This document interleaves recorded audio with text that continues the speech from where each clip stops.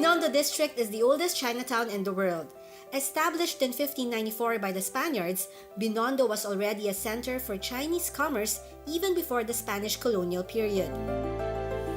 Today we are exploring Old Manila, specifically Binondo, the heart of Chinatown here in the Philippines. And to help us today is, of course, Mr. Ivan Mandy from Old Manila Walks. Ni hao. 你好，欢迎你来我们马尼拉的华人区。 Yes, thank you so much. I am very excited to tour. So where do we start? Okay, so we're starting here in what is the center of Chinatown. Now this square is called Plaza Calderon de la Barca, and during the Spanish colonial period, this was the heart of Binondo.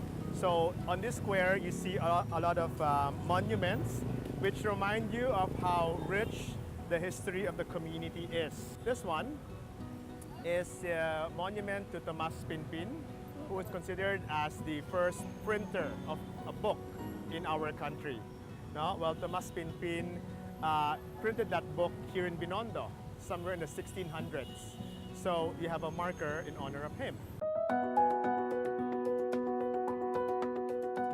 Of course, book printing is a very major part of history because with books comes information. So this monument pays tribute to the Huachi guerrillas. So they were a group of leftist guerrillas who fought the Japanese together with the Hukbalahap or the Hukbong Bayan Laban sa mga Hapon during the early days of the Second World War. So you have this monument commemorating their heroism and contribution for our country's freedom. It says there, 华侨抗日烈士纪念碑, which means anti-Japanese, overseas Chinese Heroes Memorial Hall. Okay, so the statue to our back is San Lorenzo Ruiz, who is perhaps the most famous religious figure in our history that is associated with Binondo. His parents were of mixed ancestry. His mother was Tagalog, his father was Chinese, and he worked as a something like a writer in Binondo Church. And then in 1637, he went to Japan.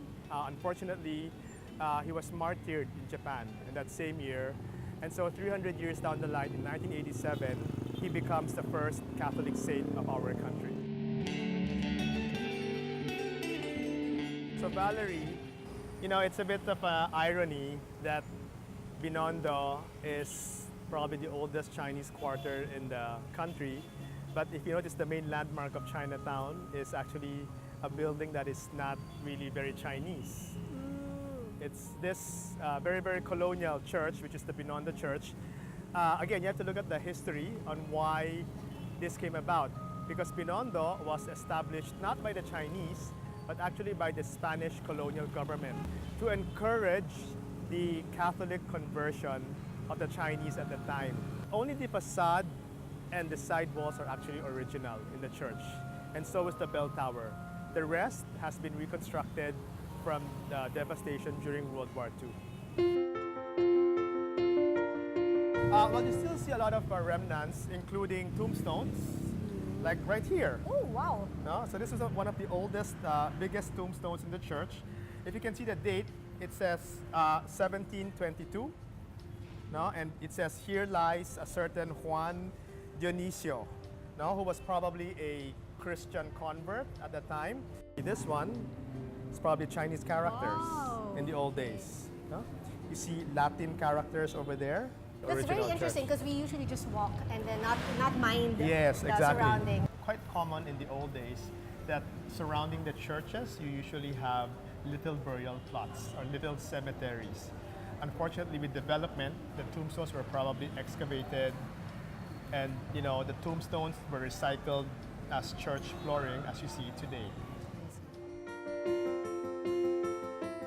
The history of Binondo is intertwined with religious history, at least under the Spanish.